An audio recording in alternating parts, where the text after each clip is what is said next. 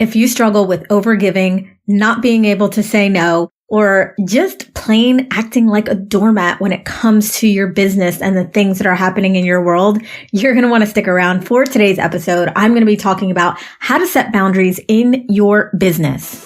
There's a whole world out there of people that need you to serve them. You are now investing your time and your energy, and you are stepping up to be that person and that woman who makes investments like this, who takes her business seriously, who's willing to go all in, who is driven, who is ambitious, who is going to make shit happen no matter what. This is Meant for Millions. Here's your host, Jenna Faith. Hello, and welcome to Meant for Millions, the podcast for online entrepreneurs who want to create wealth and freedom with their business. You are in the right place if you're looking for the mindset and strategy to get seen, known, and paid online. I am your host, Jenna Faith, success and mindset strategist for entrepreneurs who want to leave a legacy and build a wildly profitable business.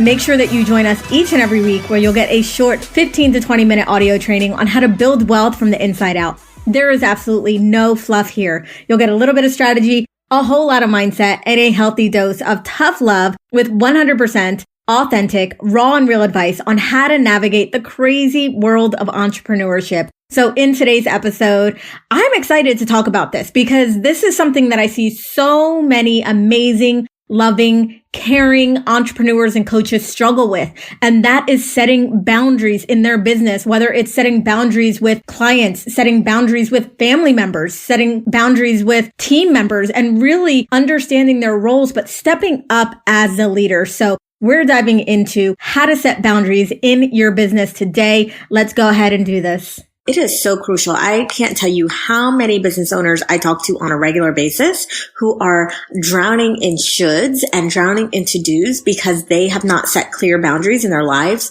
and in their business. And I know this is hard, especially as someone who is, compassionate. And a lot of us, as coaches, we just want to help people. We just want to serve people. We really want to come from a place of love and heart and soul. And that is beautiful and that is perfect and that is fine. And you can still do that with boundaries. So, one of the things is just very simply setting your boundaries within your work time. So this is something that I have been really, really, really passionate about over the last year because my first 2 years of business, I was head down, hustling my butt off.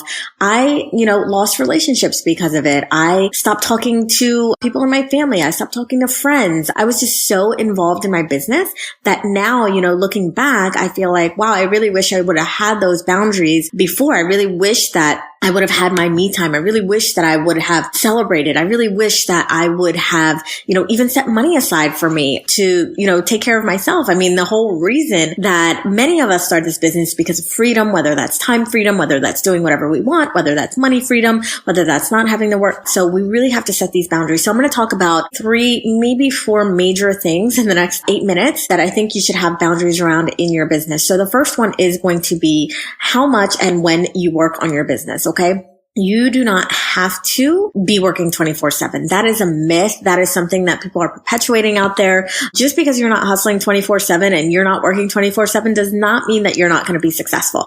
You just have to use your time wisely. And that's a lot of the stuff that I've been teaching you guys about productivity, day blocking, time blocking, all of that stuff. So as long as you're productive and as long as you're focused, you can get a lot more done than someone who's hustling 24/7, unfocused, just willy-nilly doing whatever the heck they want. So if you're super focused, you know the outcome, you know your goals, and you put that forth, you can get a lot more done with a lot less hustle. So putting those boundaries around the times. Are you going to work on weekends? Are you going to work on nights? What if a client, has an emergency? How do you handle that?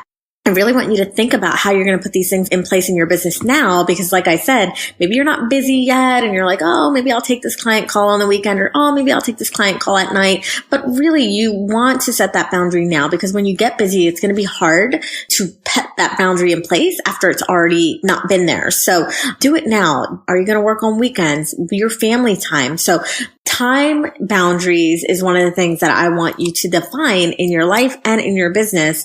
It's really, really going to be helpful. One of the things that I did right off the bat that helped me, because I didn't want to do it, right? I just want, people are going to think whatever if I'm not working 24/7, if I don't answer this email right away. So one of the first things I did, and you can do, was to set an autoresponder on my email. So now when people get my email, I mean, if you've emailed me, you'll see that they get an autoresponder that says, I only work Monday through Friday, 10 to 5 p.m. If you're emailing me after 5 p.m. or if you're emailing me on the weekend, don't expect to hear from me for 24 hours. So really just putting that in place helped so much. It helped relieve the pain because I didn't have to tell anybody no. They were getting an automatic response that said, hey, Jen's not working right now.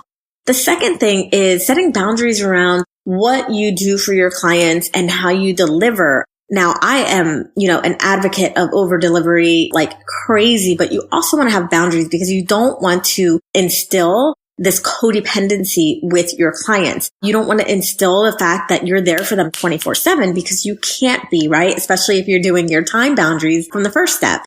So really understanding like what your limits are when it comes to clients, what your responsibility is. What are the things that you're going to give? How much of yourself are you going to give? Also, remember that you don't just have one client, right? Like you might now, but when you get busy, you might have 2 or 3 or 10 or 15 clients. So how are you going to manage that? How are you going to be in a place where it feels good for you to give to all of these people? So that is the other thing I want you to think about, your boundaries with clients. Can they text you? Can they reach out to you on Messenger? Are they allowed to email you at 10 o'clock and expect a response within 30 seconds. So really set those boundaries as well with your clients and set those expectations. And let me tell you something. Your clients are not going to be mad at you. Your clients are going to see you as a leader for setting those boundaries in place. Now, when you have a client that's taking advantage and texting you all the time and expecting fast responses, you will start to feel overwhelmed and drained by that. So set yourself forth as a leader by setting these boundaries, okay? Nobody's going to look at you and say, oh, this person's a bitch because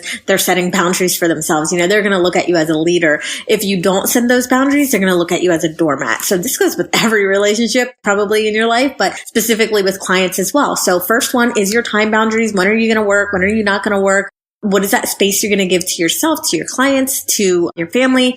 Number 2 is your client boundaries. What are you willing to give and how much are you willing to give? And what are the expectations between client and coach? The third thing that I want to talk about when it comes to boundaries is really just knowing without a doubt the things that you are willing to do and not do in your business. This is, again, something that I'm really, really passionate about because I feel that in the past, I have done things that just didn't feel good. I felt like I had to do it or it was expected of me. So I did it and I didn't really like it. And the results weren't really that stellar because of that. So always, always, always stand by the feel good philosophy and only do things in your business that feel good to you. It's okay to change your mind. So if you decided, hey, I'm going to do this or I'm going to do an event or I'm going to run this program and you decide this doesn't feel good anymore, you have the ability to change your mind. Your business, your rules. So your business, your rules, your life, your rules. You are allowed to change your mind and do not do anything in your business that doesn't feel good, that isn't a hell yes, that isn't 100% because it's going to show and people are going to feel that. So those are my tips for you around boundaries. I also would love to have a conversation about this. Where do you struggle with boundaries? Where are you struggling to say no? And let's talk it through. Let's see how we can solve this so that you are actually building and creating a life and a business that you love, that you enjoy, and that feels amazing. So that wraps it up for today's show on boundaries. So I really hope that this helps. And, it's so easy for us to get caught in this trap of wanting to just do so much and please people. And, sometimes that comes at the expense of ourselves, of our business, of losing parts of ourselves. So I really hope this was helpful in terms of creating something, creating those boundaries, creating these things in your business that just are going to set you up for success, that are going to feel good, that are going to position you as someone to be respected, to position you as someone who is a leader. So if you are loving the show, make sure that you subscribe to the podcast so you don't miss an episode. And please do not forget to leave us a positive review on iTunes. This will help us get in front of more amazing entrepreneurs just like you who are committed to creating incredible change and transformation in the world. Make sure that you come back next week where you'll get another quick bite training episode on how to build your wealth from the inside out. I think you're going to love next week's episode. We're going to be talking productivity hacks for online entrepreneurs, how I get so much done in so little time and I'm able to really only work about 4 or 5 hours a week. You're not going to want to miss that one. Let's keep this conversation going. Join us in the private discussion group, The Ambitious Babe, where ambitious, driven online entrepreneurs go to get the mindset and strategy to grow and scale their online empires. Join The Ambitious Babe at jenscalia.com/tribe.